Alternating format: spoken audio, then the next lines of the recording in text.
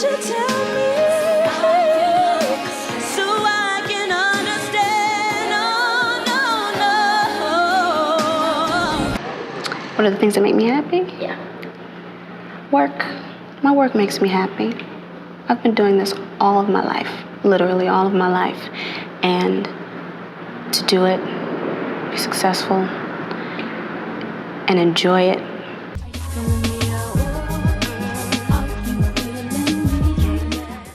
I can say there are times when I sit back and I look at, my career in a whole and the things that I've achieved, the things I've been through, and I say, wow, I am truly blessed to wake up every morning and do something that I love. There's nothing better than that,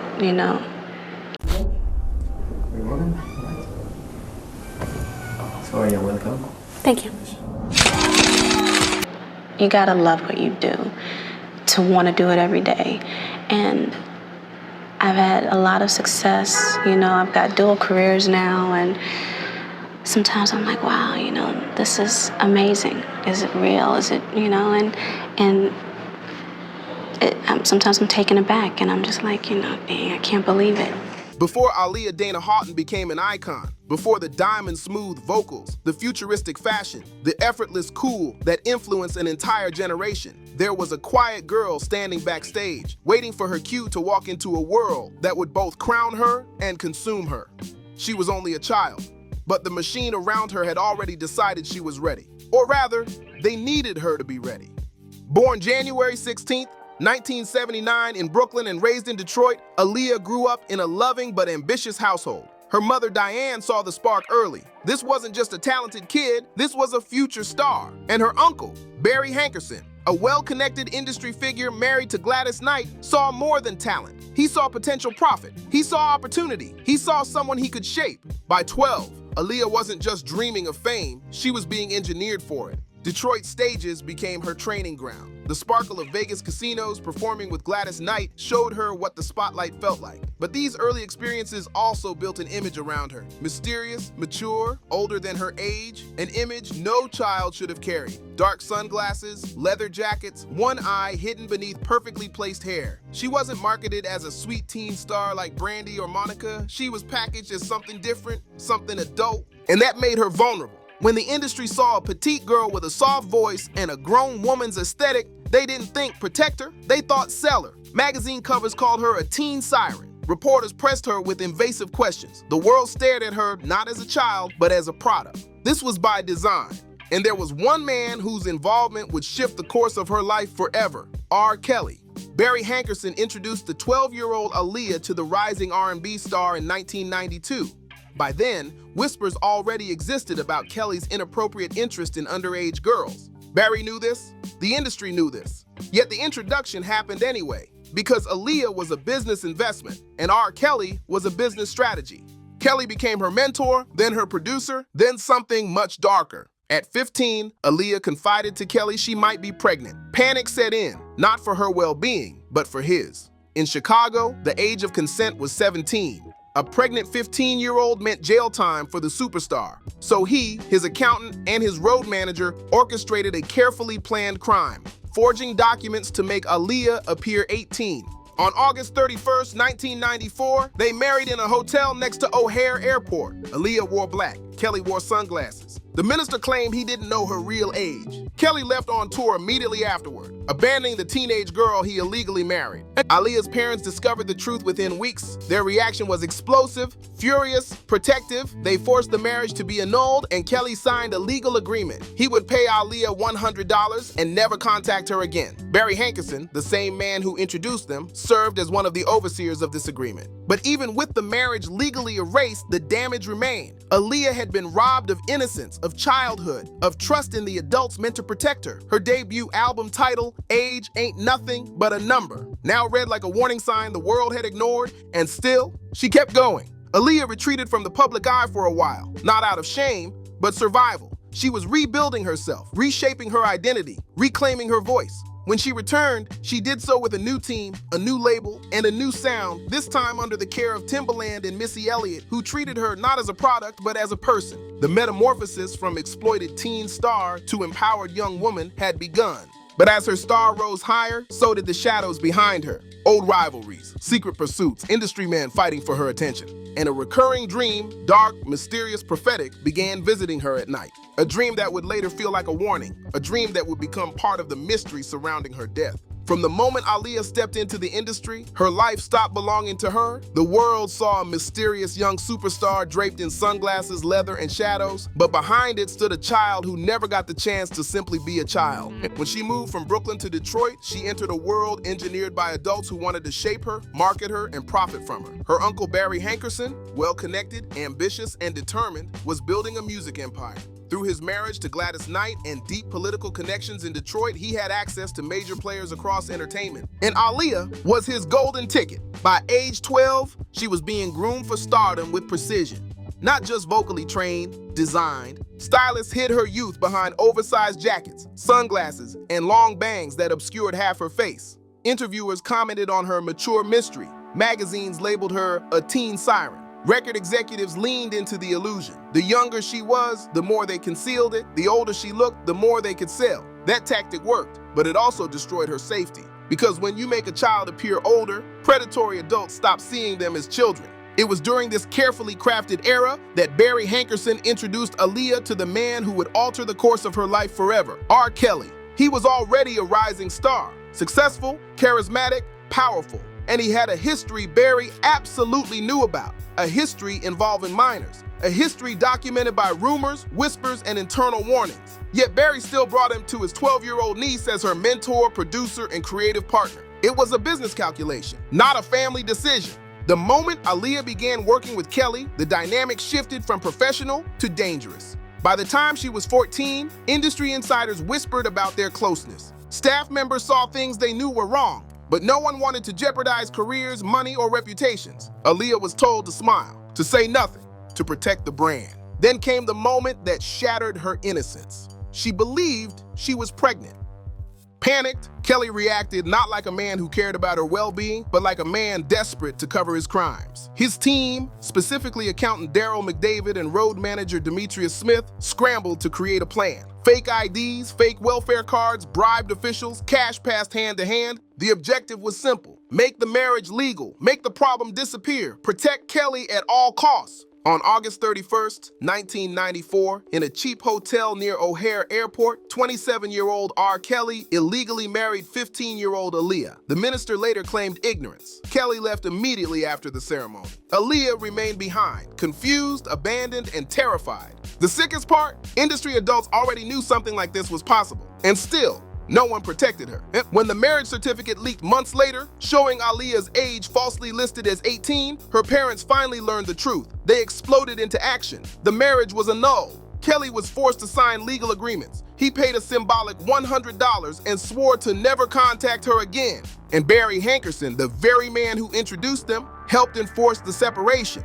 But his role in facilitating the connection in the first place, never publicly accounted for, never explained, never apologized for.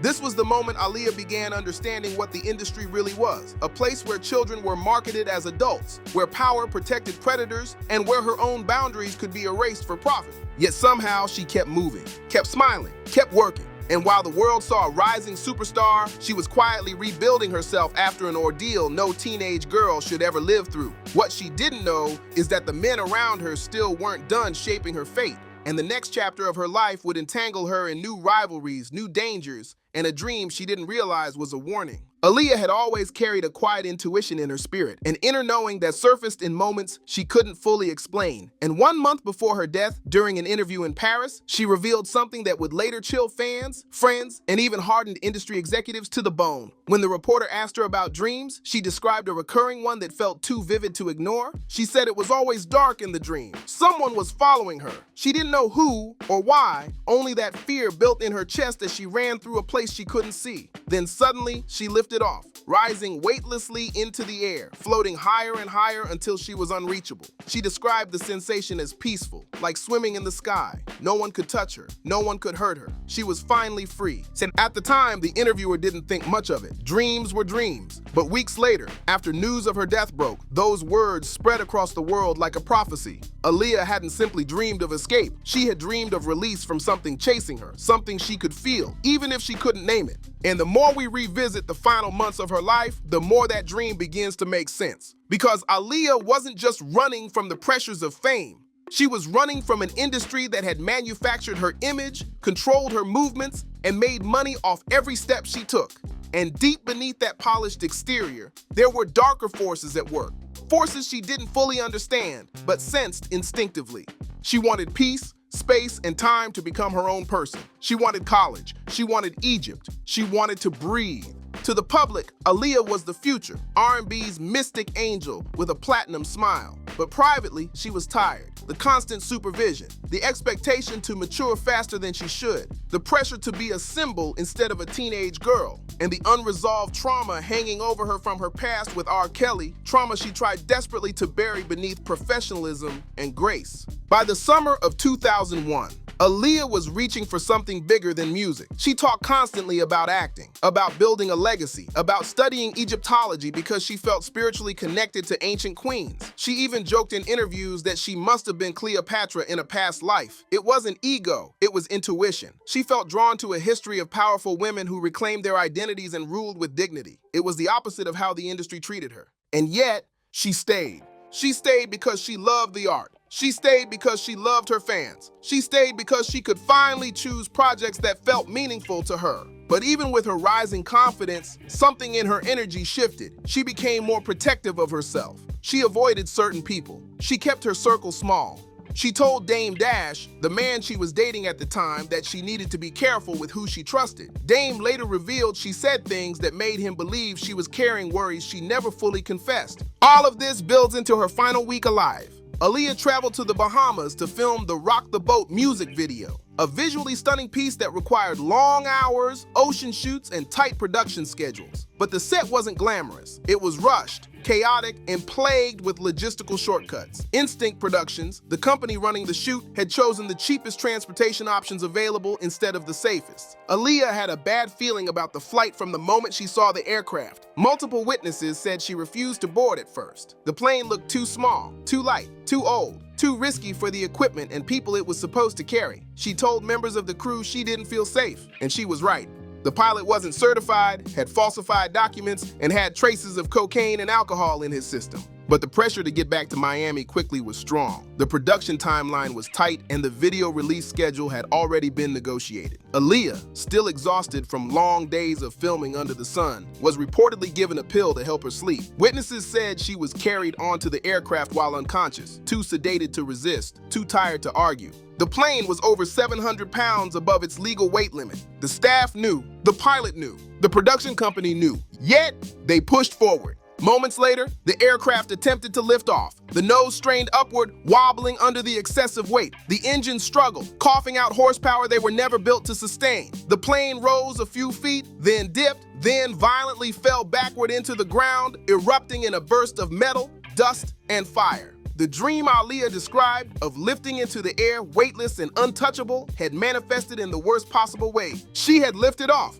but she never came back down the way she should have. For years, fans tried to comfort themselves by believing it was fate or mechanical failure or the unlucky combination of bad decisions. But as more details surfaced, another picture began to emerge. A picture involving negligence, greed, and intentions that made no moral sense. This is where the story turns sharply, because while Aaliyah's parents were grieving a daughter, someone else was preparing to cash out. Her uncle, Barry Hankerson, the same man who introduced her to R. Kelly, the same man who managed her career, the same man who controlled her earliest contracts, had quietly taken out a staggering $90 million life insurance policy on her before her death. And that wasn't the worst part. He had also signed paperwork just days before the video shoot that protected him legally if anything happened to her. And when she died, he showed no emotion, only calculations. To this day, insiders describe his reaction as cold, detached, businesslike, as if he'd been preparing for the moment. The people who loved Aaliyah were devastated, The people who valued her as an asset were enriched. Her dream had been a message. Her fear had been a warning. But no one had connected the dots in time. Aaliyah wasn't lost to destiny. She was lost to a perfect storm of exploitation, negligence, and the predatory machinery of an industry that saw her as profit before protection. And the chase she dreamed about, it wasn't fantasy. It was the truth. She was being chased by men, by contracts, by forces that saw her value in dollar signs. And in the end, the thing she feared found her. But her spirit, just as she dreamed, lifted free, unreachable, untouchable, weightless at last. Aaliyah had always been surrounded by people who claimed to love her, but the final months of her life revealed a much darker truth, a truth she never lived long enough to confront. As her fame soared, so did the number of hands reaching for a piece of her future. But beneath the surface, there were men positioning themselves not to protect her career, but to capitalize on it the moment something went wrong. And tragically, something did. By summer 2001, Aaliyah's schedule had become exhausting. Press tours, acting roles, recording sessions, and the pressure of becoming America's rising superstar. Even with the chaos around her, she remained unfailingly kind, grounded, and focused. She spoke openly about wanting to slow down, to finish college, to study Egyptology, to finally live life for herself rather than the industry. But the industry had other plans. Behind her back, a massive $90 million life insurance policy had been taken out under her name, signed off by Barry Hankerson, her uncle, manager, and the owner of Blackground Records. To her family, Hankerson was the man who helped launch her career. To the business world, he was a powerful executive. But to those who were there in her final days, he was someone who behaved less like a grieving uncle and more like a man preparing for an outcome he had already calculated. Evidence later showed that Hankerson signed a liability waiver 5 days before Aaliyah's death, ensuring that if anything went wrong during the Bahamas video shoot, he couldn't be held responsible. The timing was chilling. And even more disturbing, multiple insiders claimed he showed no emotional reaction when news of Aaliyah's death reached him. Only immediate interest in the insurance payout and legal positioning that followed. But Barry wasn't the only one who failed her. The entire chain of people responsible for arranging her final flight made decisions that valued speed and cost over safety. The plane was too small, too old, too overloaded, and flown by a pilot who had false credentials, a suspended license, and cocaine and alcohol in his system. This wasn't an accident caused by one mistake. It was a disaster created by a dozen reckless choices that no one stopped. Witnesses later said Aaliyah didn't want to board that plane. She expressed fear about the aircraft's size and condition, but someone reportedly gave her a sedative, a sleeping pill, so she could be placed on board quietly. Whether that was negligence, ignorance, or something darker, we may never know. What we do know is that she was unconscious when the crew carried her into the aircraft. When the plane attempted to lift off, it barely left the ground before violently crashing. Aaliyah died instantly. Because of the sedative, she may not have felt fear in those last moments. One small mercy in a tragedy filled with cruelty, and while the world mourned, lawsuits flew. Aaliyah's parents filed their own legal case and reached a settlement. But Barry Hankerson's lawsuits, through his record company, continued aggressively, targeting the production company and the flight operators until more than $90 million in payouts were collected. The coldness of his response, combined with the insurance policy he had taken out, left many wondering whether he had seen Aaliyah as family or financial property. Even more unsettling were inconsistencies surrounding Aaliyah's career after her death. Releases, re-releases, licensing deals, and withheld catalog rights raised suspicions that the same system that failed to protect her was now profiting from her memory. Fans questioned why certain projects were delayed for decades, or why certain individuals retained control over her estate despite the pain they caused. Mary J. Blige once said Aaliyah's death was a spiritual murder. She never elaborated. She didn't need to. The energy around Aaliyah's final months, the prophetic dream she spoke of, a dream where she's chased, terrified, before rising upward and feeling weightless, now feels like a subconscious warning. As if her spirit sensed danger closing in from people she trusted, as if she knew escape might come only in another form. Aaliyah always felt connected to Egypt, telling interviewers she believed she'd lived a past life there. She had plans to study ancient civilizations, to step away from fame and towards something deeper. In her last major interview, she spoke with a sense of calm, as if preparing for a transition she didn't fully understand. When she filmed Rock the Boat, the final video of her life, she wore flowing white, surrounded by endless blue waters. People now see that imagery as symbolic, peaceful, ethereal, like a farewell crafted by fate. Her death shattered the industry, her fans, and her family. But it also revealed the uncomfortable truth that those closest to her had often failed her. Whether intentionally or through negligence, they placed her in a position where tragedy could strike. And when it did, some stood ready not to mourn, but to collect. Yet Aaliyah's legacy was too powerful, too beloved, too pure to be defined by the failures of the people around her. She became a symbol, not of tragedy, but of grace, brilliance, and spiritual depth.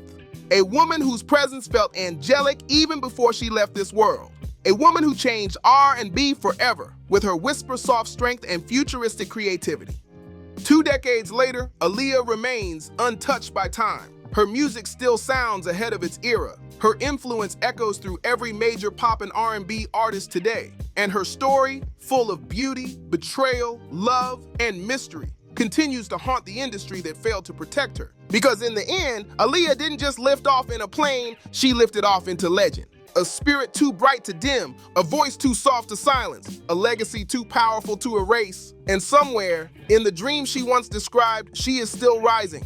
Unreachable, untouchable, and finally free. Aaliyah Dana Haughton's story was never just about music, fame, or the mystery surrounding her final days. It was about a young woman who carried herself with grace in an industry that refused to see her innocence. A woman who inspired millions while silently fighting battles no teenager should ever face. Aaliyah gave the world elegance, brilliance, discipline, and a softness that somehow survived in a world determined to harden her.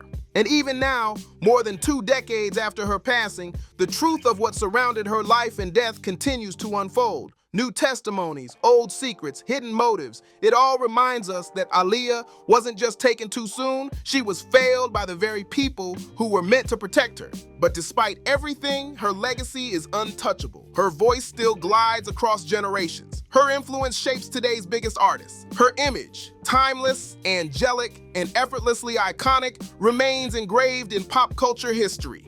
Aaliyah dreamed of flying. And in her music, in her films, in the hearts of everyone she touched, she still does. She said she felt weightless in her dreams, finally free from the darkness chasing her. And maybe, just maybe, that dream was her spirit preparing to rise higher than anyone could ever reach. Because legends don't fade, they ascend. Thank you for watching. If this deep dive moved you, helped you understand Aaliyah's truth a little more, or reminded you of her impact, make sure to like, subscribe, share, and leave a comment. Let's keep her story alive. Let's keep the conversations honest, and let's continue honoring the woman who gave the world so much beauty in such a short time. Rest in power, Aaliyah. Forever our baby girl.